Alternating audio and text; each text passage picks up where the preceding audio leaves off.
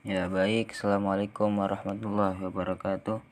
Bismillahirrahmanirrahim. Di sini saya ingin memperkenalkan diri. Nama saya Muhammad Rizky Fauzi dengan NIM 3120180032 yang akan menjelaskan PowerPoint proposal dengan berjudul hubungan antara perhatian orang tua terhadap hasil belajar siswa dalam studi kasus di MAN 6 Jakarta ini.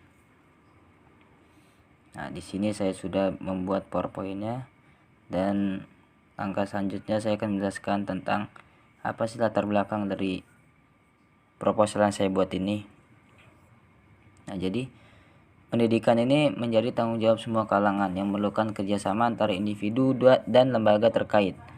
Nah, tetapi keberhasilan atau prestasi yang dicapai siswa dalam pendidikan tidak hanya tuh memperlihatkan mutu dari institusi pendidikan saja, tetapi juga memperlihatkan keberhasilan keluarga atau ruang lingkup keluarga itu dalam memberikan persiapan anak yang baik untuk pendidikan yang dijalaninya.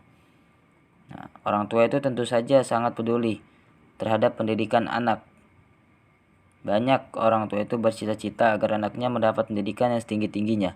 Maka tidak heran jika orang tua itu mencari lembaga pendidikan yang tentunya dianggap baik untuk putra-putrinya. Mungkin orang tua juga lupa bahwa lembaga pendidikan yang menjadikan anaknya itu menjadi manusia yang manusiawi adalah keluarga. Nah, maka itu keluarga itu sangat penting. Lalu para ahli pendidikan juga sering mengungkapkan bahwa orang tua merupakan pendidik yang utama dan pertama bagi anak-anaknya. Maka anak lahir dalam pemeliharaan orang tua dan dibesarkan di dalam keluarga. Tidak hanya itu, perhatian dari orang tua pun juga membuat anak lebih giat dan bersemangat biasanya. Lalu di sini ada rumusan masalah.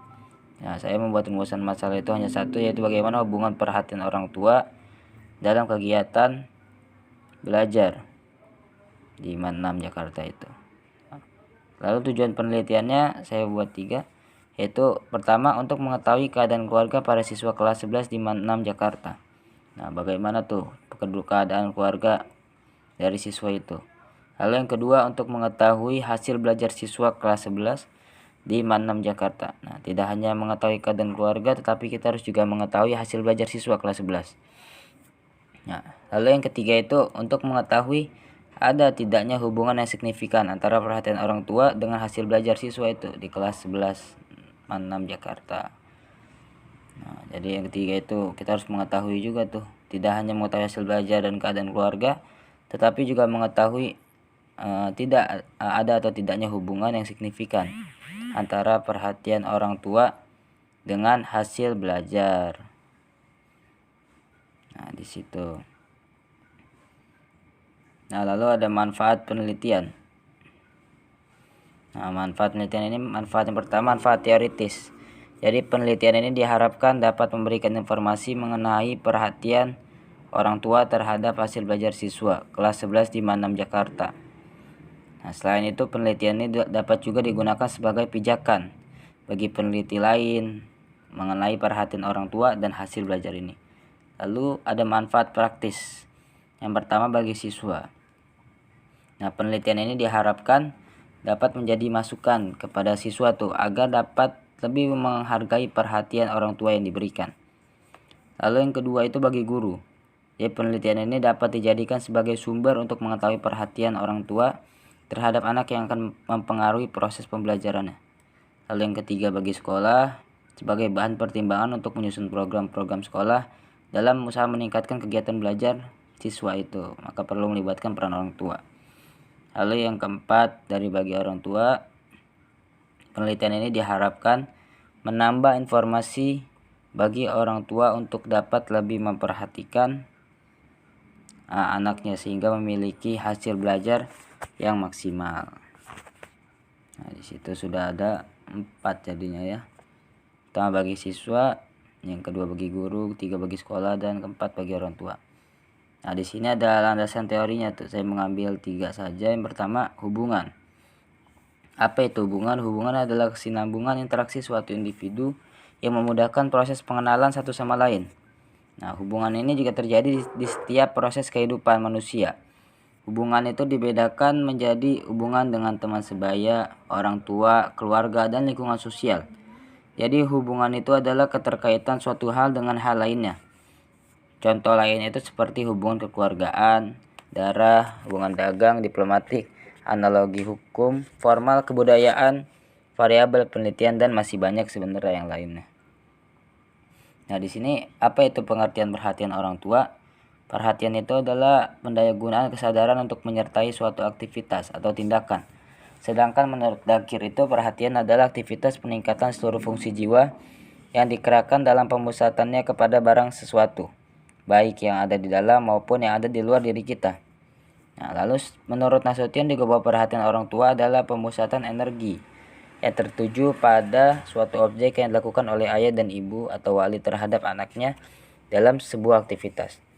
Nah, lalu selama itu juga mengungkapkan bahwa bentuk perhatian orang tua itu terhadap pendidikan anaknya dengan cara memperhatikan kebutuhan anak dalam belajar, lalu mengatur waktu belajar, menyediakan fasilitas belajar, memperlihatkan apakah anak belajar atau tidak, lalu mengetahui kemajuan belajar anak atau mengetahui kesulitan yang dihadapi oleh anak. Jadi orang tua itu harus sering mengontrol bagaimana anaknya dalam proses belajar. Nah, lalu juga para ahli itu salah satunya Nasution mengemukakan pendapat juga. Jadi orang tua itu sangat berperan pada proses belajar anak, senantiasa memperhatikan perkembangan belajar siswa. Orang tua itu sejak dini mengajarkan kepada anak untuk mengenal ayah, ibu, dan orang di sekitarnya. Maka orang tua itu bisa disebut sebagai pendidik yang pertama bagi anak-anaknya. Nah, perhatian orang tua ini juga adalah pemusatan kekuatan tuh yang ditujukan oleh ayah dan ibu. Nah, di sini banyak ada macam-macam perhatian orang tua. Perhatian, contohnya perhatian spontan, yaitu perhatian yang tidak sengaja atau tidak sekehendak subjeknya.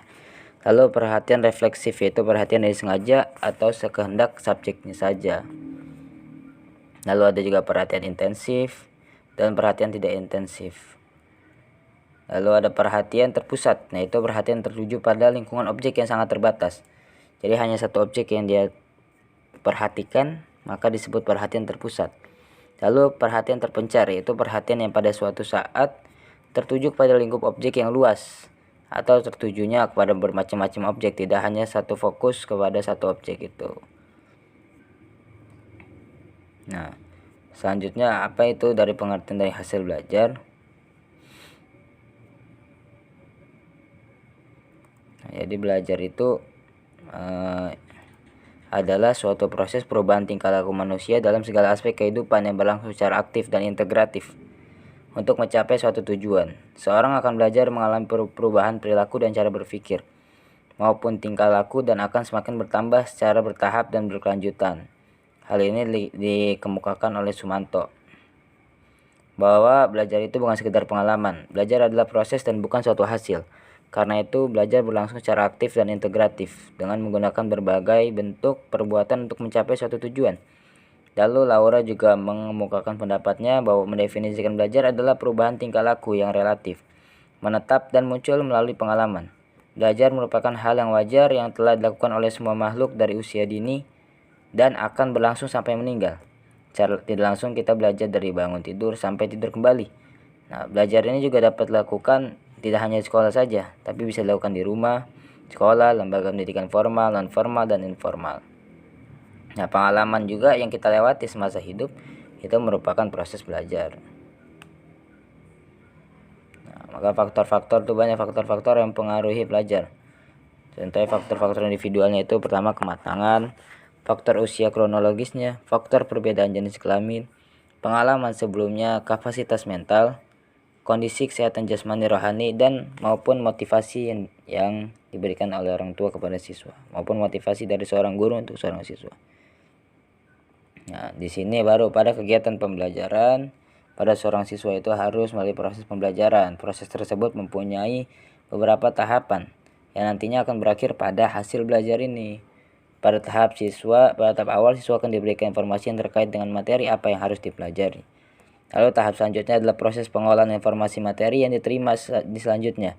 Akan melakukan pendalaman melalui pemahaman materi dan latihan soal.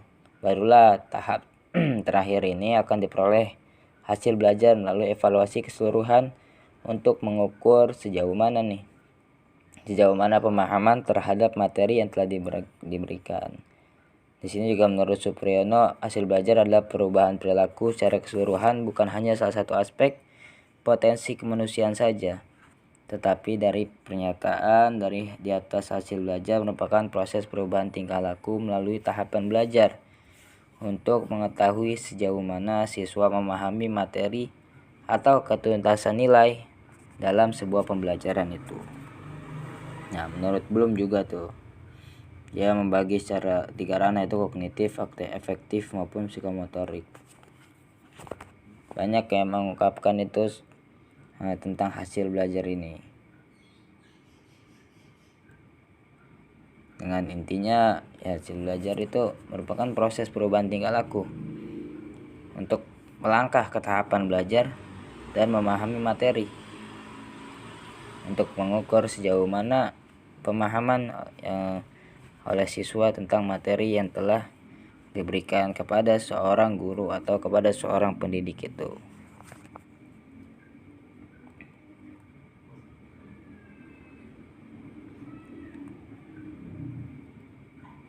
Nah, menurut Bloom tadi 3 ranah itu, yaitu kognitif itu berkaitan dengan hasil belajar intelektual. Lalu ranah afektif itu berkaitan dengan sikap yang terdiri dari 5 aspek, yaitu jawaban reaksi, penilaian organisasi, dan internalisasi.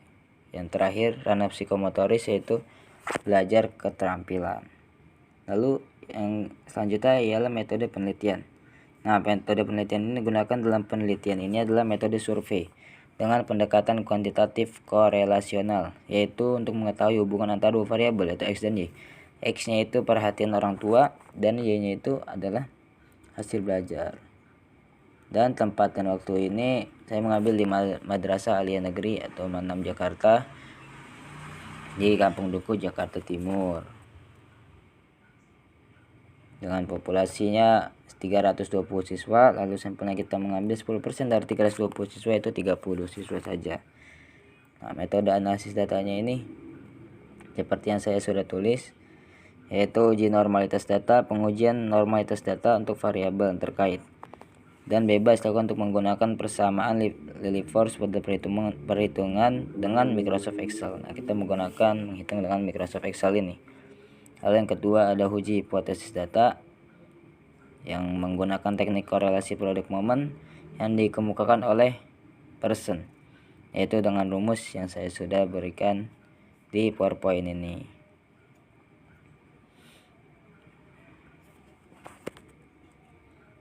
Nah, yang ini ialah makna koefisien korelasi produk momen, yaitu ada angka korelasi dan makna. Yang pertama 0,80 sampai 1 itu sangat tinggi, lalu 0,60 sampai 0,80 itu tinggi, lalu 0,40 sampai 0,60 cukup, lalu 0,20 sampai 0,40 rendah, lalu 0,0 sampai 0,20 itu sangat rendah. Lalu di sini juga saya mengambil data ini dari angket dan hasil rapot. Nah, kurang lebihnya mohon maaf. Sampai sini. Assalamualaikum warahmatullahi wabarakatuh.